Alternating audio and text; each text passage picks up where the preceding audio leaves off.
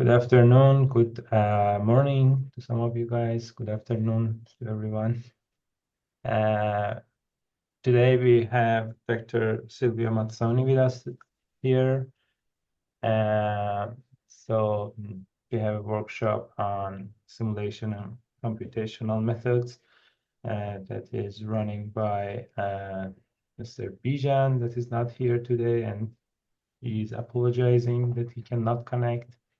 In NHERI GSC, we have a graduate student council, and we are here to connect with each other and work on natural hazard research and stuff. And you can see the purposes and on every section. And please join us if you are interested to be in our student council. And well, I'm so excited and wonderful to see you, Dr. Mazzoni.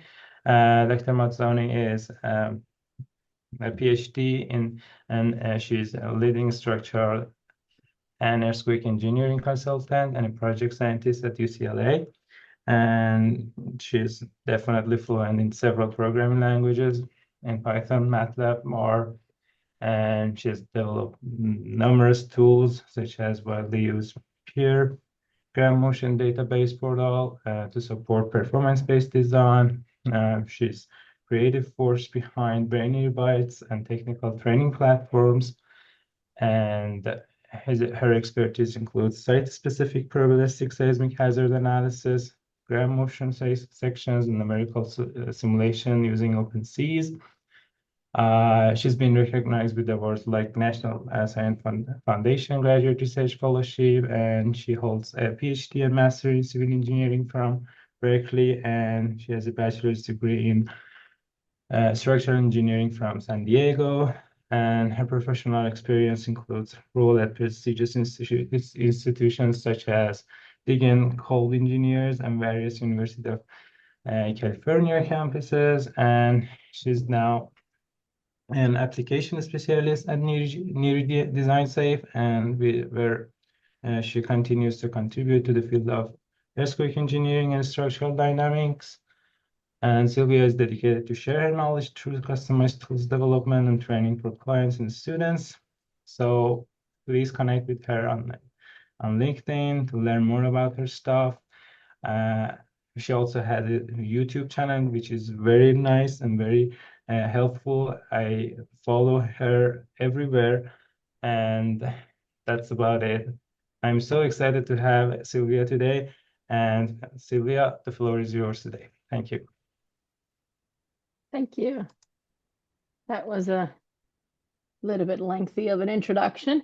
But I appreciate it. Thank you.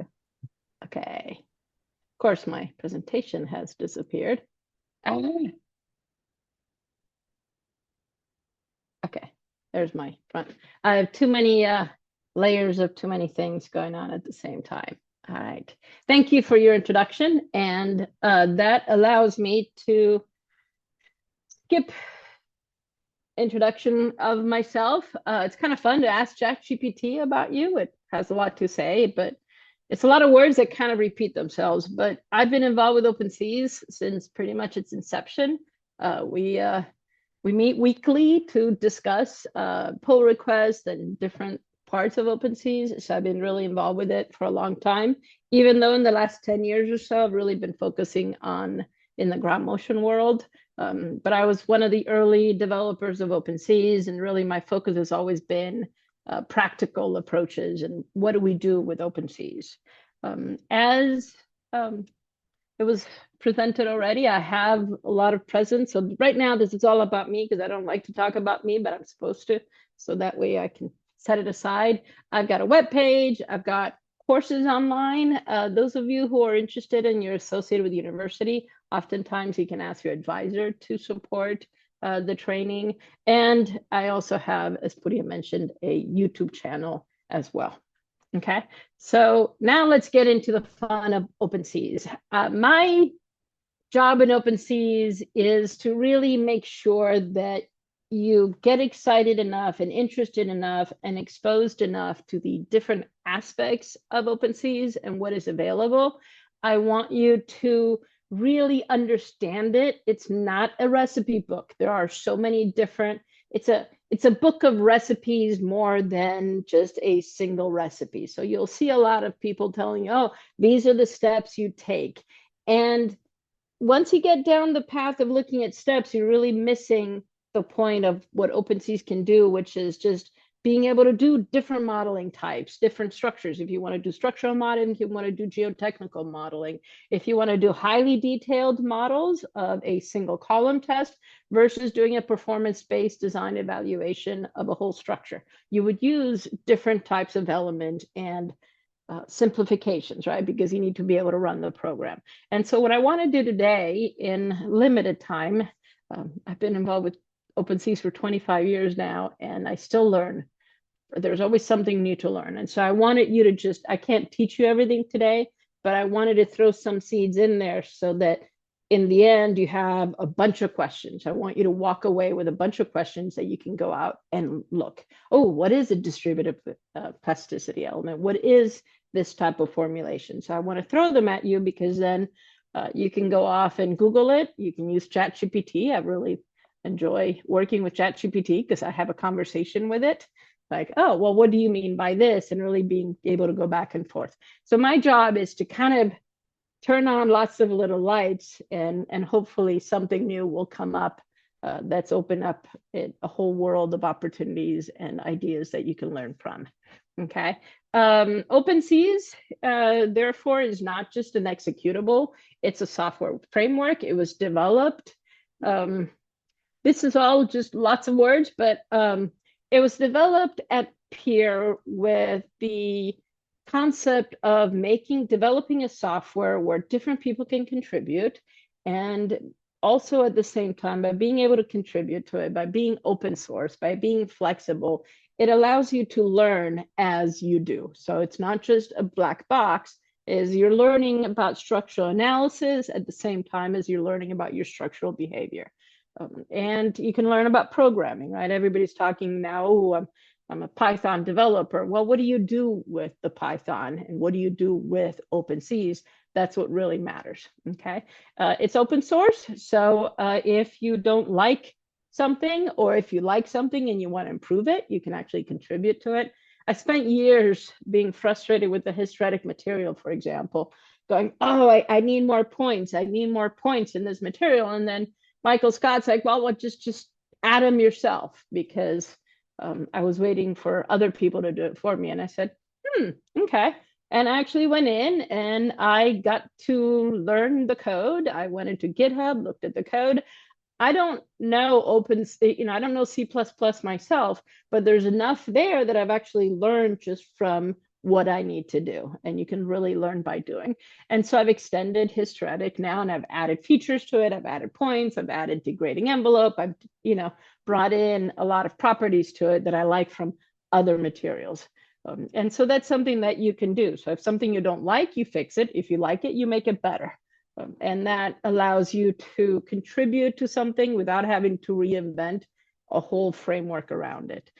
And so that's really where OpenSees is the strength, is being able to give you something to work on for your research, but also something to work on to make things better for the engineering community as well. You're not just working in a bubble.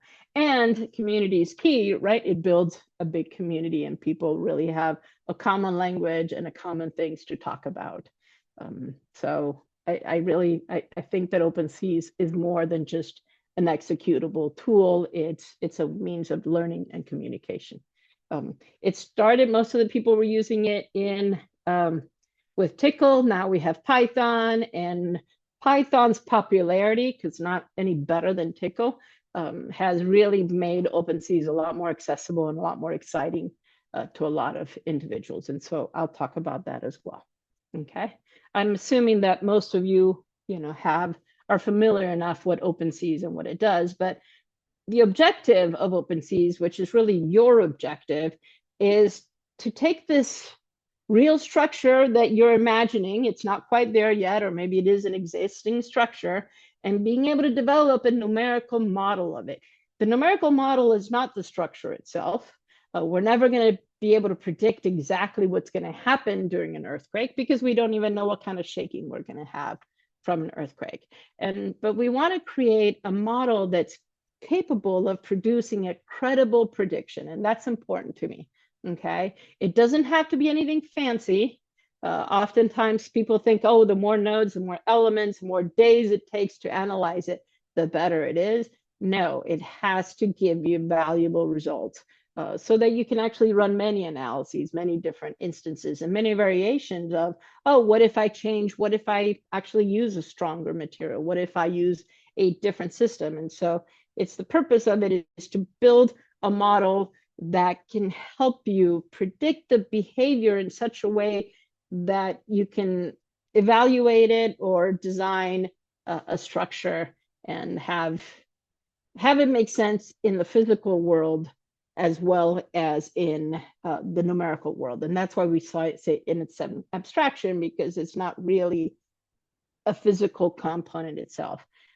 But as many of you have worked with OpenSees, and your model starts having a personality because he really becomes part of who you are, because it's never enough to just follow the steps. I mean, you know, defining nodes and elements and masses is trivial. You just, whatever language you do it in, whether you do it through GUI or you type it in by hand, but what really matters is the choices. Where do you choose the different types of elements?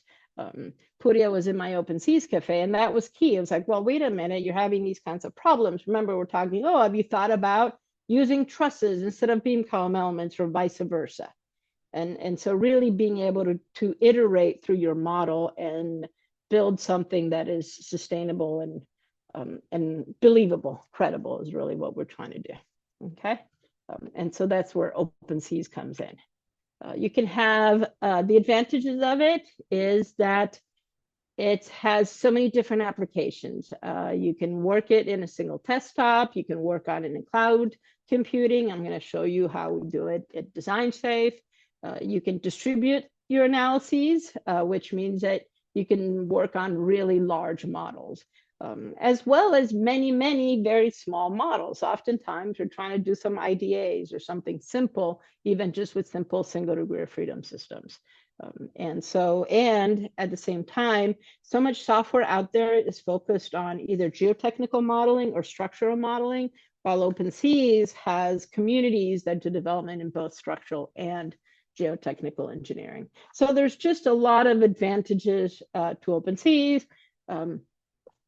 Big disadvantage is that it's still very much in the research community. And my goal these days is to bring it to the engineering community. And that comes with understanding what the engineering community is trying to do. They're working a different schedule. They're not in a 5-year PhD program. They've got something that was due yesterday because the analysis is just part of, you know, a bigger scheme of what they need to do, right? You analyze a structure, now you need to define a retrofit, or you need to design and build drawings. You need to go through the review process. So they're in a very different schedule and budget. But at the same time, it's really cool out in the real engineering world because they've got to solve these problems, and you actually have to find that one solution. So it adds a different set of degrees of freedom to your process that can actually be really cool. But that's where we're at right now, is trying to get the engineering community to adopt it so that it improves their evaluations and especially their efficiency in being able to run a lot of different analyses. When we often talk about, so now if we go in and really look at OpenSees technically now, we often break it up into 5 different parts. 3 are the most important parts, which are what we actually break down the different components of OpenSees. One is the domain, and I think domain is more of a numerical term. It's the actual model, all the different components of your model. So it's not just the elements and nodes, but it's also the different loads. And so when we talk about the domain in OpenSees, that's what it is. It's all the different objects that are defined. It's almost like the metadata, or not the response itself or the behavior, but the different components that are in your structure. And I'm going to show you what these different components are and it's fascinating because in OpenSees, you have a lot of different options as to how you can build your domain. The analysis is the analysis process. How do you solve your, we're really just solving that famous equilibrium equation, right? It's not just F equals ma plus the inertial and plus applied forces plus damping and whatever other contributions come in. Interestingly, Pooria is doing an interesting project where he's modeling cables. And so the cables bring in their own additional inertial forces. And how do you include that into your OpenSees model? And so those are, it's on the components are the forces, but they're actually affecting the response. And so that's where the analysis comes in. And what's really cool about OpenSees is that it's not a black box on the analysis. And that's really the strength of it. It's not just a press button. You kind of have to control the different switches as to say, how do we want to come up with the most efficient and fastest solution, right? How is your stiffness matrix distributed? Because we're going to have to, quote unquote, invert that stiffness matrix. And really solving the equilibrium equations can often be the most challenging and interesting part of your analysis. And then the recorders are the most useful thing. And the most important part is, and I'll tell you about how those work, is how do we get the data out? Interestingly, that's what we were talking about today in this meeting, because we're like, oh yeah, we should look at, we're looking at HDF5 format, we're looking at different ways of outputting, but what really matters is how are you going to use the data? And therefore, what is the data that's available to you? Because in OpenSees, you actually go in and have to /get to define what kind of data you want to record. Because remember, the slowest part of your analysis is the IO, is the input output, is reading from a file, writing to a file. So if you output everything, every behavior of every node of every fiber, it just slows down the analysis. Okay, just so it doesn't, OpenSees can run super fast, but it has to pause as much as it's done efficiently and write the output to the file. And so you want to really be careful into what kind of output you want to have, and really be optimal in designing the output that you want. And oftentimes that's what makes programs like ETABS and Perform slower. It's not just because of the iterative part of the solution process, but it's because they're outputting everything, all the data, but they're outputting it in a binary format. And that makes it faster as well. So there's just a lot of considerations that you want to do in defining everything in OpenSees. And my point is that it's exciting, and there's just so much there for you to learn about and do.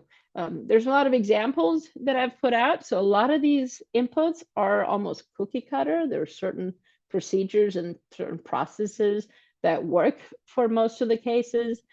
But it's actually pretty cool that you can actually go in and tweak. It's like, oh, I've got a convergence issue at this point. How can I solve this spot? And it really depends, is my system stiffening or is my system softening, right? It depends on what is going on with your structure.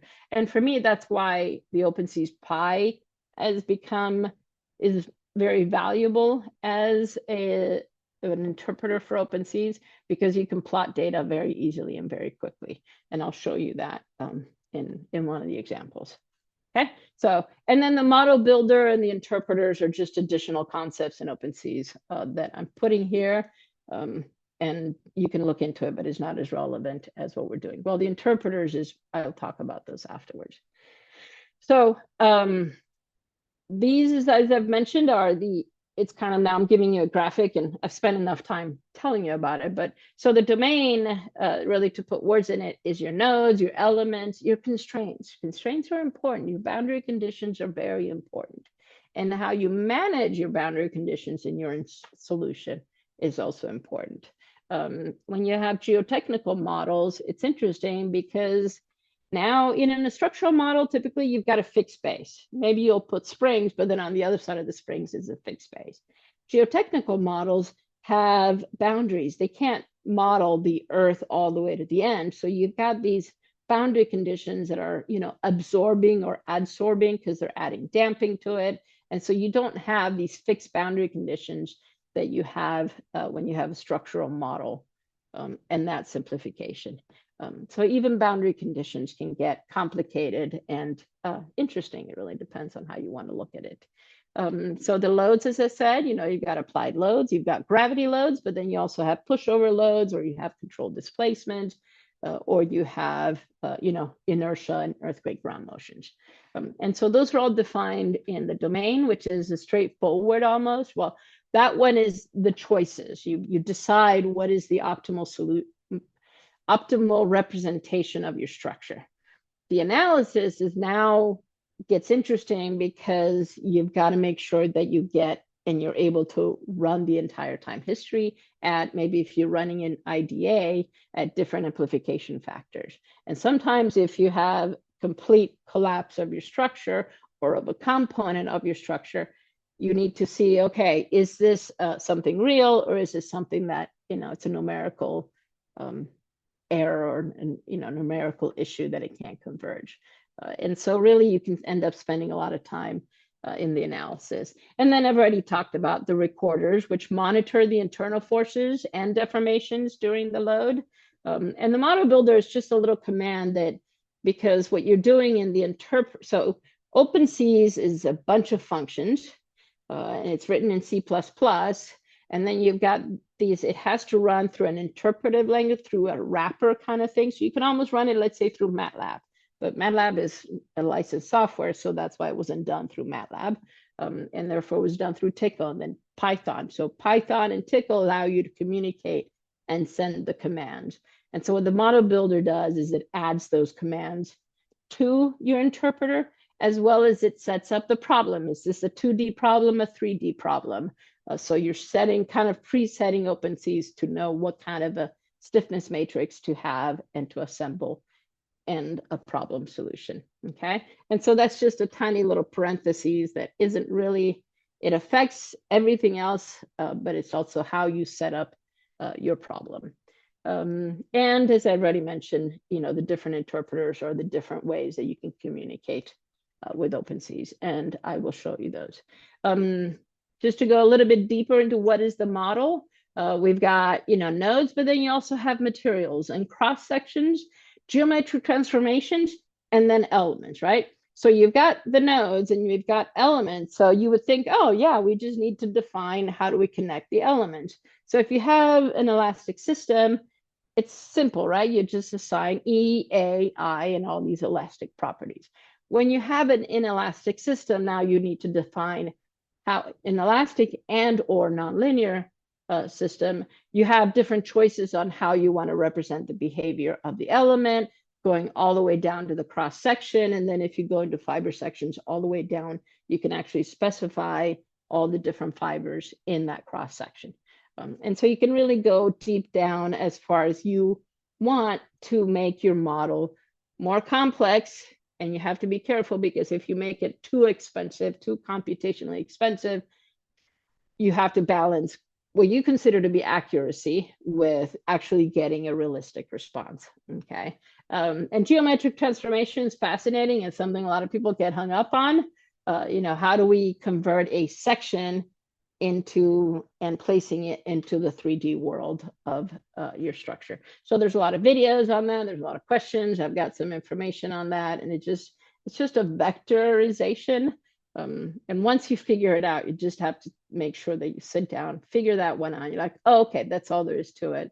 And then you move on and you're able to deal with everything else in building your structure. So the geometric transformation, don't feel bad, because a lot of times it's just that first time you need to kind of figure out, where does my 2D plane section sit in my 3D structure? And the transformation also allows you to add P delta effects and correlational modeling of how is equilibrium taken care of in large deformation space. And so the geometric transformation is a really neat concept. And what's cool in OpenSees is that they pulled it out of the element, so that it's something that you don't have to reformulate it every time you formulate an element. So that's why it's something outside. And we take nonlinear analysis. That's one of the first things that we learn about. Where is your nonlinearity? In the material behavior, or is it in your geometry? And so that's where this comes in being able to separate the two. And just, element and boundary loads, those all sit in the domain. It's kind of cool because OpenSees, even you can model fire. The way you would do fire in OpenSees, though, is you would have to do a thermal analysis outside and convert, the growth of this fire into the effect into, element and nodal loads. But that is something that can be done in OpenSees. In the imposed loads, we have constant loads such as gravity. But then in geotechnical problems, gravity is not constant because you're actually modeling the excavation process. So actually the weight of the structure changes through your analysis. But we can call those constant, or what we call transient. You'll see this a lot in the OpenSees language. Transient just means it's transient, it's changing. It's typically changing with time. And so those are the two different types of loads that you have, okay? And how you define them in OpenSees is through patterns and values that are time dependent. The analysis process is, all it is to get from step I to step I+1. There's many different ways of doing this. This was another discussion we had today about implicit versus explicit methods. Implicit methods iterate internally. Explicit methods assume that you don't need this iteration. Explicit methods are really fast. They're great. They're used typically when you're doing hybrid testing where you can't iterate because your model's a physical model. But a lot of people now are thinking, oh, I like these explicit methods because I don't have to deal with convergence. And be careful because it means that you may be converging to the wrong answer, okay? And so that's something to learn about in your structure analysis and nonlinear analyses. There's a lot of publications coming up. Michael Scott's blog, I highly recommend to everyone. He's an expert in this part of OpenSees, and he often discusses these types of different solution strategies and analysis strategies. And so that's what's neat in OpenSees, is that you spend the time learning and having to control what the different analyses processes are. How it even handles the constraints and the boundary conditions. How do we optimize the solution of how we solve that equilibrium equation has a lot of different components. In the examples manual that I put out forever ago, it's in Tickle, but it's easy to convert it to OpenSees Pi if you want. There's a template. I would highly recommend following that template. If you don't have, if one solution strategy doesn't work, try reducing your time step. Try to do a different type of a solution algorithm. I've seen examples out there where they increase the tolerance. Do not touch your tolerance. Okay, be careful. There are some that iterate on things and they almost kind of, it gets a little crazy. The most important thing in this is you want to just deal with that one point where you've got your big change in behavior and then being able to speed up your analyses through the rest. And so that's what's neat with OpenSees, and being able to write these scripts, you can actually fine tune it and set criterias on the solution strategy. So you don't have to go in and manually do things. You can use algorithms if you find better solutions, and algorithms just in the Python or in the Tickle script already. Hey, if you're having a convergence issue, try this, try that, and you'll see the little output that says, "Ooh, try Broyden, try and reduce the time step." Oftentimes, reducing the time step helps. What I found is working with Newton with initial tangent, initial stiffness works better because it takes a little extra iterations, but it actually gets there faster than maybe trying to reduce time steps, which may not really be the issue with your problem. Okay, there's a lot of content out there in all these different ways that you can look at these different solution strategies. So it seems overwhelming, but it's actually pretty cool because it forces you to understand the behavior of your structure, which is the whole point of doing the analyses. We're doing the analyses to understand how your structure behaves. What are the weak points, right? What are the issues? Where are your, are there some elements that are overstressed? And you will see those in your numerical process because, oh, I'm not getting convergence.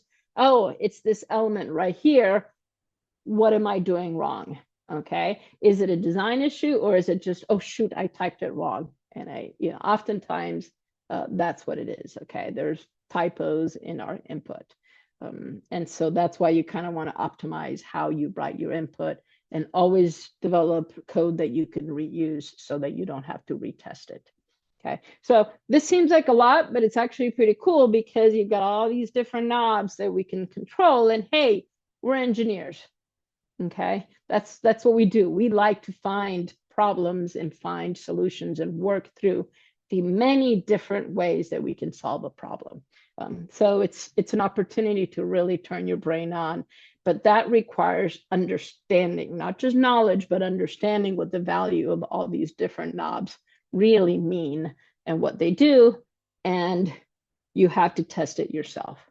And so you'll see if you're on the Facebook page, I never quite tell you exactly how to solve your problem. I will often just tell you where to look, give you little hints because I want you to go through the process of understanding your structure. Okay, very important and very valuable to what we're doing. I like this little graphic because it really gives you a good understanding of what recorders are in OpenSees. They're expensive. They are very costly in your process. So make sure that you understand what the recorders are and where you're putting them and what can give you the information that you need. Maybe in the first pass, you have one set of recorders and then you realize, oh, okay, I don't need so much information. You can reduce your number of recorders, okay? Or you can actually, more than recorders, also in OpenSees, you can do an interactive asking, oh, what's going on at this node right now? And so you can actually, instead of using recorders, everything you can do in recorders, you can ask in real time. So in your script, you say, hey, what is the displacement at this node or what is going on? So you can actually question and look at your model so that then you can iterate on it, okay? And again, I'm really just I'm going through this a little fast, but I want to kind of, and maybe I need to throw these things your way so that you can see them, so that then when we get to doing the example, and I want to get to the point of giving a little example, your brain has these things in it. So don't worry if you don't process it with the frontal part, it's actually going into the back of your brain. So that's a good thing. Elements, there's many different types of elements. I could spend a whole lecture on this. It's fascinating. I love it. I think it's the coolest thing on all these different types of elements that we have. And this is what's in OpenSees, and this is a whole thing that you can learn about trusses versus beam columns versus zero length spring elements that can really make things very interesting and powerful in your model. The different languages that we speak, oftentimes we're talking about linear elastic and nonlinear inelastic. They're very different. Nonlinear means it's not a line. Inelastic means it's dissipating energy. Typically, the two things go together, but some shape memory alloys or some materials are actually nonlinear but elastic, okay? And so that's important to understand in your behavior. There's many different ways that you can model your cross-section. You can simplify it, which is always the best thing, or you could do the fiber section. And people will tell me, oh, I've got fiber sections all across my model and therefore I can't run it. Well, fiber sections are only necessary if you've got bending moment versus axial load, PM interaction, or moment-moment interaction in the two directions, right? So that's why you need to discretize your section into fibers. But that's only if you have changes in your axial load or changes in your moments during your analysis. Okay, fiber sections are very expensive, computationally expensive, and they don't always give you the best answer. Okay, so if your analysis is taking a long time, go to your cross-section discretization and look at your response, right? All the upper decks, they typically don't really go that inelastic, okay? So you may not even need fiber sections on your upper floors. So be smart and about your resources, okay? You may not need to go to an HPC system because you can just improve your model drastically by cutting down the number of fibers and the number of sections that have fibers, okay? There's a whole world on how to talk about, nonlinear elements, distributed plasticity versus concentrated plasticity. This was another one. I was frustrated with everybody using the zero length element and an elastic element in the middle. That gets computationally expensive and a mess. And so I developed a different type of beam integration that for concentrated plasticity, just because I was frustrated with how much work it takes to do the other things. So again, an example where you can go in. I'm not an OpenSees developer. I'm not, but it's really not that hard if you understand what it is that you're trying to model. Okay, and that's the beauty of OpenSees. It's already there. It's it's like having a car and making just some minor changes and tuning to what you need. So I'm gonna. Oh, I got ambitious. I wanted to talk about all these different things. So we're gonna skip all these actually because I want to kind of get. Yeah, let's skip this. So I wanted to show you the anatomy of an OpenSees model and show you how it's really not that complicated, okay? So first you build your model, you define your gravity loads, and then you define your lateral loads and you analyze it. That's all there is to it, okay? The important thing is the choices you make ahead of time and what you do with your data. And so there's a getting started with OpenSees manual that I wrote. It's in the wiki. So that's a really good place to get started with the analyses. It's in Tickle, but I just took the Tickle code and asked ChatGPT to convert it to OpenSees Pi. And so this is as simple and awesome, or whatever you want to call it, in OpenSees in building your model, right? You set up your geometry initially. You tell it, this is a 2D model with 3 degrees of freedom per node.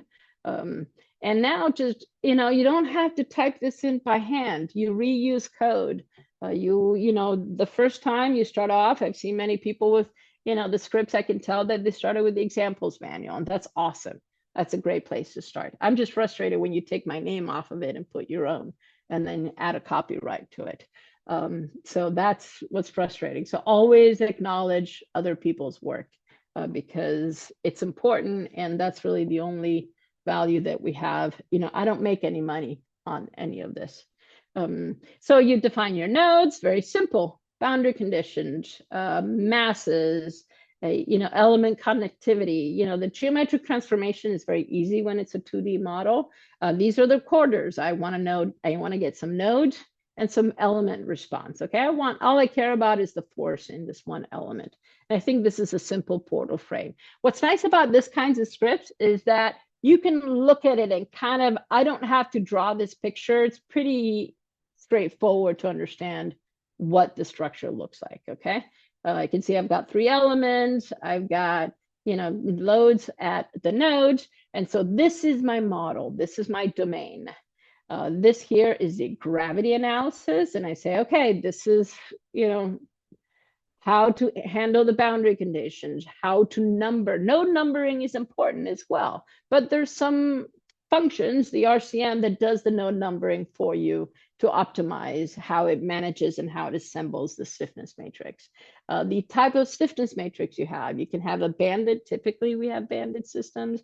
And so that it's pre-telling OpenSees in the solution strategy, hey, this is what it looks like, so maybe use some simplified methods. So all these things are there to help you define your analysis in such a way that it runs fast and accurately. And then even just a static pushover is pretty simple and straightforward. So people complain, oh, it doesn't have a GUI. Well, GUIs are so 1990s. Okay, this to me, being able to do the scripting is the best user interface, and people are finally getting this concept that doing things through a script that you can program. That's the beauty of it, is you can loop through it and you can put switches on and off. If I have elastic elements, do this. Then I'm ready to go to inelastic. You just add an if statement and a few other lines. You can put in variables. You can really make this interesting. And to me, it's the most powerful user experience. So it's no longer a user interface. It just really becomes something powerful that you can look at this and other people can communicate with it. You can look at it and go, hey, there's a typo right there because these numbers don't line up. And that's impossible to catch in a graphical user interface. Okay, so it's a lot easier to catch errors in your model by looking at the script versus looking at some big thing that you have to click on every element and evaluate it. Okay, and so that's all there is to an OpenSees input. Of course, it gets a lot more complex and complicated because you have more than just a simple portal frame. But this is the anatomy. Gets interesting because you see this little analyze 10. Well, analyze 10 assumes that you're not going to have any convergence issues. If your model has some significantly steep changes in stiffness or behavior, your setup of your configuration as you have it now, especially since I'm using this static configuration, may not work. I may need to tweak and say, hey, maybe try a different type of algorithm. And so that means you just have to add a few lines to, the bottom of this code saying, hey, if it doesn't converge, try this and try that. Hi, Bijan, you made it. Thank you for joining us. So, thank you. Okay. Bijan and Pooria were in my OpenSees cafe where we met every week and got to exchange a lot of ideas on OpenSees. I learned a lot more than anybody else. Ooh, 8. This is like from old. Okay, so I'm going to skip these because I've already spent enough time on this. And of course, here I skip the most important step, which is the very first step, right? We need an interpreter. What do you go with? Do you go with a Tickle or do you go with the OpenSees Pi? I love Tickle. I think Tickle is a wonderfully powerful language because of its simplicity. And if I had to choose between the two, I will always have a favorite in Tickle. However, Python's a lot more practical. Python, and therefore OpenSees Pi, is a lot more practical because I can integrate it into my Python code that evaluates, I do a lot of work in ground motions where the, OpenSees analysis is just one component of it. And so if you can integrate that into your workflow, which OpenSees Pi makes it a lot more easy, it makes it a lot easier to interact with it in the Python. That to me makes OpenSees Pi the recommended, not the best. It really depends on who you are and where you are, what you're doing. But if you were to start with OpenSees, I highly, highly recommend you 200% to do it with OpenSees Pi. Okay. People that are still in the Tickle interpreter are, I don't know why. I honestly don't know why. Now, what's nice about the Tickle interpreter, it's a self-contained executable. I don't have to install Python. I don't have to do anything. I can just double click it and it runs, okay? So if I only have to run an OpenSees analysis, it's great. If I'm doing all my other work in something else, I can then do that's what my easies is about. It creates an input file, then it calls through a simple shell command, OpenSees, runs OpenSees, and then does the post-processing. So OpenSees executable is awesome, okay? But if you're starting, I highly recommend you work in the Python environment. Most importantly for me is being able to integrate it with Jupyter Notebooks, which is what I want to show you, because it really makes the beginning and the graphics and integrating, being able to visualize your different components of your model much more streamlined, okay? So if you're learning, please, and if somebody gives you a Tickle script, just translate it. And almost translating it manually, because all you're doing is adding quotes and parentheses and commas, gives you an opportunity to check somebody else's model because there's a lot of crappy models out there, okay? So going through that exercise of actually translating it manually makes you wonder why the heck are they doing this, and so you can improve on it, okay, instead of propagating a bad form, okay. If you need to be able to talk about the different OpenSees MP and SP versions, if you guys are involved with NHERI, there's the Computational Symposium next week where I'll be presenting these aspects. So that's a whole other thing. And there's a lot of videos out there about OpenSees MP versus SP, and I'll be presenting some content. What I want to show you is how with NHERI and the whole infrastructure that this is part of at DesignSafe, so I work for DesignSafe half-time, is that you can run OpenSees on DesignSafe. And the wonderful thing about OpenSees on DesignSafe is that you've got the hardware of being able to scale it up, but you also have a lot of technical support from the staff at DesignSafe. And so I'm going to jump to the, there's ways, it's there. There's so many different ways. We have an interactive machine. You can do it through a Jupyter Notebooks. You can even connect all the way. You can submit your input files through the web portal. And so what I want to show you is what I really like, which I think is the best way to learn, is through a Jupyter Notebook. And that's what this looks like, okay? So I'm going to jump over to it very quickly. It's one of my many tabs. Oh yeah, this one doesn't even have too many tabs. So here's what's really cool, okay? So these are my Jupyter Notebook. This is one of my favorite Jupyter Notebooks, okay? This is all about visualization. And what's really cool in a Jupyter Notebook is you can create pretty much a self-contained document, okay? It's no longer just code. You're integrating code with text and HTML. You can even embed a little video, okay? So that then it's not just for futures, it's not just for publication, it's so that when you come back, your understanding of what you did, you can send this to your advisor, and now your advisor said, oh, well, that assumption that you made here, and you're explaining it here, we need to improve on it. So it's a great communication and collaboration tool through the Jupyter Notebooks. What's cool is, so here's, this is just text that I wrote in, I love HTML, so I actually bothered doing the HTML part of it. But you see, here's and it's kind of cool with OpenSees that, or in anything, being able to script that you can actually define units in your script.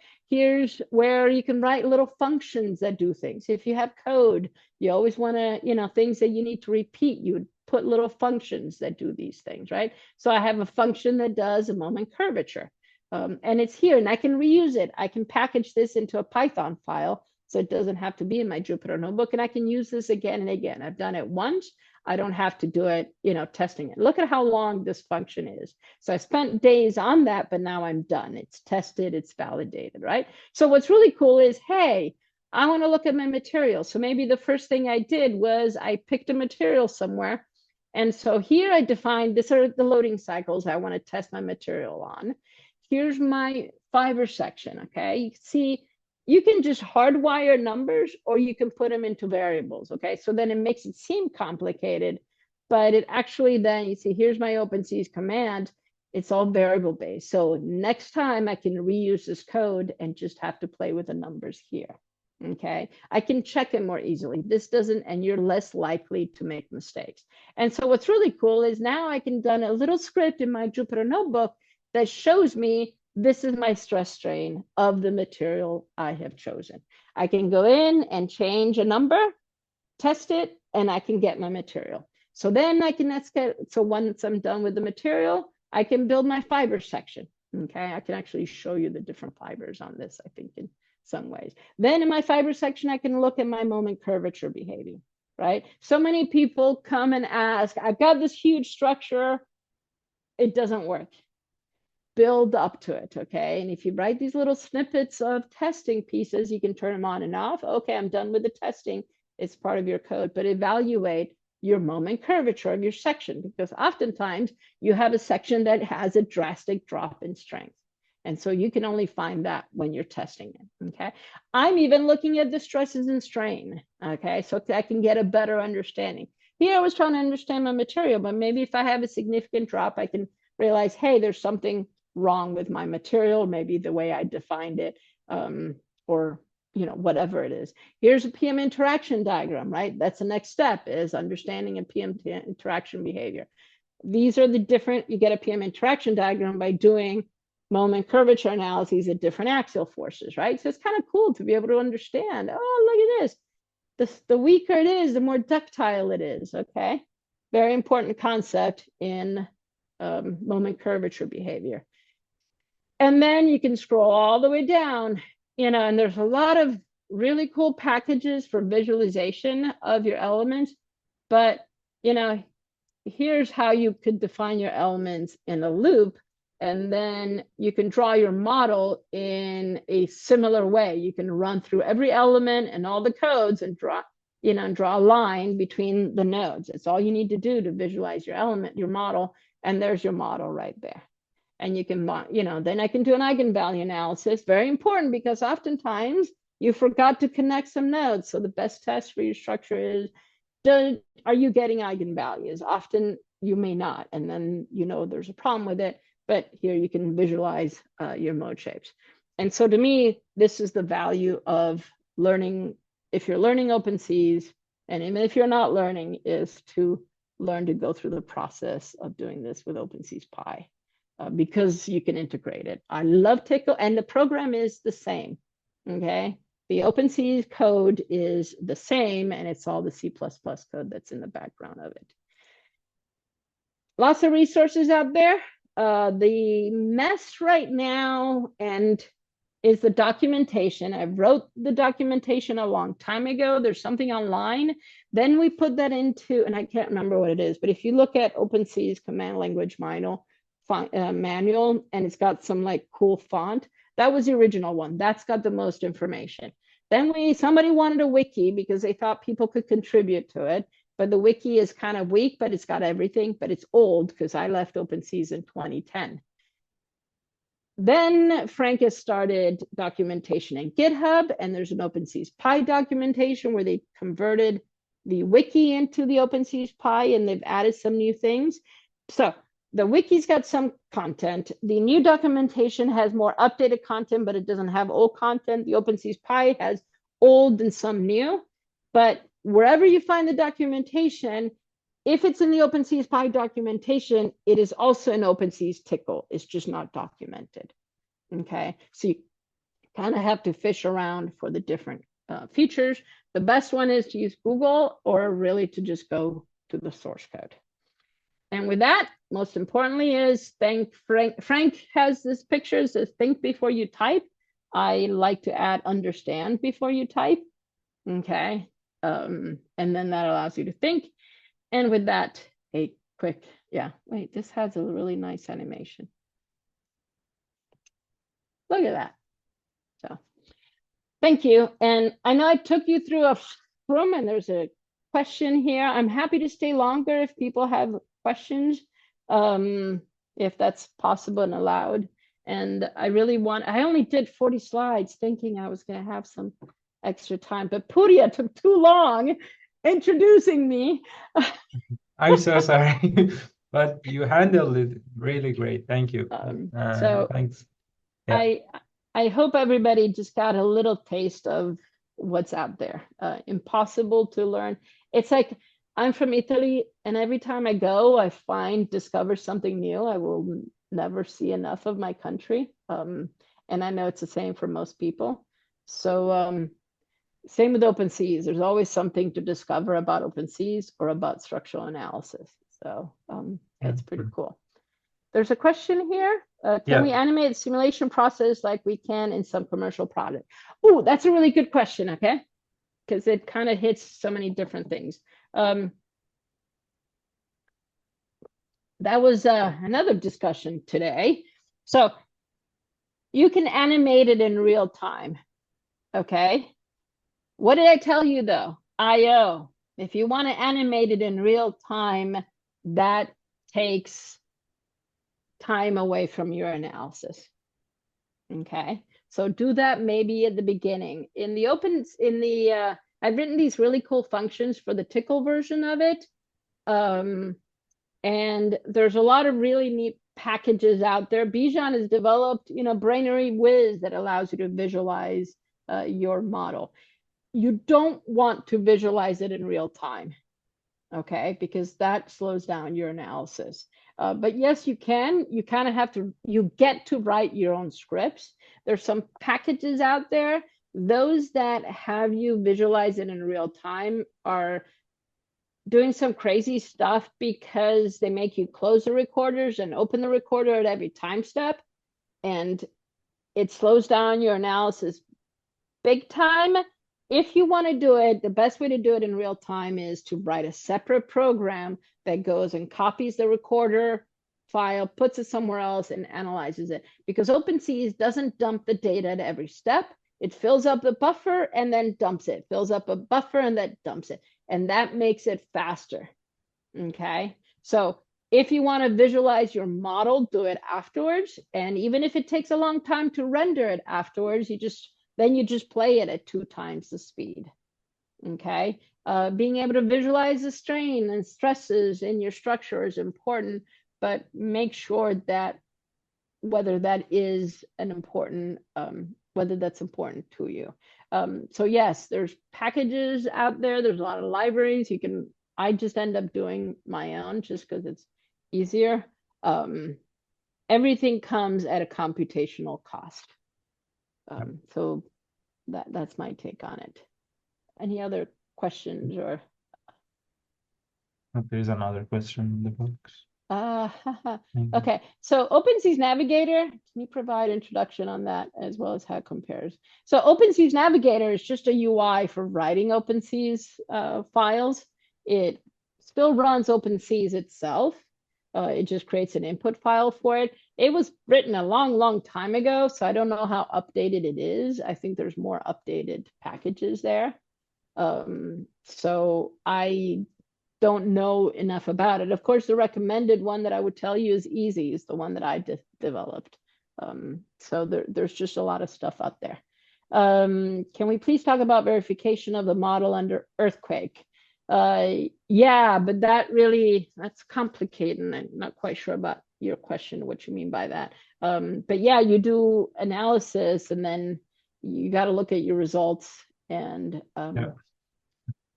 compare them to what you're trying to model itself. Can we integrate the model in MATLAB or Simulink? Yes. So MATLAB and Simulink, they do it a lot. It's OpenSees Fresco, Open Fresco, where they use OpenSees, but that's used in, so in Simulink, you use it when you're doing a hybrid simulation because now you have your model, your whole structure numerically, except for maybe some component that's done in the test. So that's hybrid simulation, pseudodynamic testing.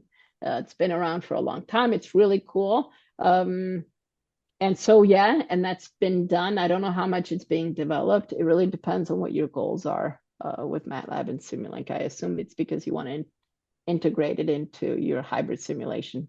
I know things have been done in that front. I think Gilberto Mosqueda at San Diego may be doing some stuff.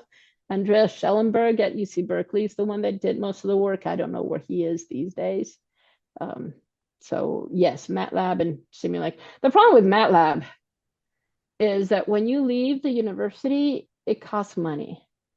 So, don't spend your time learning something. And that's what's nice about, that's what's nice about Python, except for be careful with Python because it changes. It's always evolving, and therefore a version of Python and a version of a function that was written 10 years ago may have changed. The inputs have changed. I keep changing my own packages, and so make sure that if you have a script to fix what version of Python and what version of certain packages you're using. And so that's the good and the bad of working with open source software. There are a lot of scripts out there to overcome the convergence issues. Basically, it will go all the algorithm and is time consuming. Do you have any suggestions? Yes, use the ones that I wrote and I put into, only use the ones that I wrote and put into the examples manual because they only do it once you have convergence issues. Okay, the ones that I've seen, and I keep telling them they need to remove it, they may have removed it. They do a lot of really strange iterations. They take time, of course, because you've got a convergence issue, but hey, you can get past that. The most important thing in your script is to make sure that once you reduce your time step or you change your algorithm, or whatever you do, once you get past that convergence issue, then go back to larger increments. Okay. And write your script. And even the ones that I wrote may be old, but I didn't know this from experience. Have it say, okay, now run 100 more time steps instead of having to do it at every time step. So whoever's asking about model valid, I hope that answered that question. The person who's asking about model validation, if you can actually speak up and explain what you mean by model validation, because Rajendra? Yeah, sure. yeah. Yeah, I often face the problem of validations. When I model the building in ETABS, then I also model it the same building in the SAP and another stat pro. The result would be this different, right? The time period and the drift displacement, and how we can validate those all the parameters and the results in OpenSees. How we can trust the results. So the results are as trustworthy as the assumptions Yes. that you made Yeah. in your model, right? Yeah. So you can oftentimes people will quote unquote validate them with ETABS and perform, let's say. First of all, it doesn't mean that what perform or ETABS gives you is correct. But you have to make sure that the models are the same. And so you'll see a lot, I think Michael has written a post about this, where, even just how the elastic properties and how shear is modeled in an elastic element in ETABS versus how it's modeled in OpenSees. And so if you're going to compare two models, make sure they are the same. Oftentimes, model validation would mean let's vary some parameters, right? So your assumptions that you have made, well, is it stable? Are there significant changes if you change your number of integration points, let's say, or certain aspects of it? And so, yeah, it's very much about, or do you compare it to test results? Do you evaluate the elastic? The most important part is, okay, do we evaluate the elastic behavior? And then, do the results of the nonlinear analysis give you results that physically make sense? So yeah, Okay. it's an interesting topic of Yeah. validation and verification, and everybody has a different definition of it. So Well, that's where I would do some parameter studies and make sure that your solution is robust. Thank you so much. Um, Okay. thanks so much, Silvia, for your extra time. We do have one more question. I think Yeah, let we me see should it. close it. And everybody, if you have any question, please email Silvia. Okay. You can contact Yeah, her and the also. best place to put questions and things is the Facebook group is a great Yeah. resource. I highly recommend it because there's other people that may be working in similar things. So that's an important one. What are the specific advantages of using OpenSees for assessing RC and steel structures, considering that commercial software like SAP 2000 already reliable results for these materials? And what scenarios? Okay, so if you have a concrete or steel structure, what's important is being able to model past element collapse, large deformations. Oftentimes SAP and perform don't go to that point. And then it's the scalability of, yes, I can run one model, but now what's really cool about OpenSees is I can say, okay, here's my structure. And you're asking assessing as in existing structures.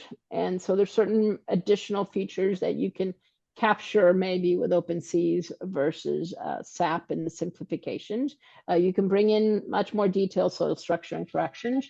You can improve the efficiency of your model, but most importantly is now I can run a study as to, okay, I need to retrofit this. What is the effect of putting braces? What is the effect of doing other things, different retrofit measures, and it's a lot faster to run your analyses in OpenSees and being able to make modifications and scale up your analyses compared to now SAP, where you actually have to go in and capture every, make minor changes that just become really difficult to manage if you have a lot of variations of your model or your input. And it's easier to check it.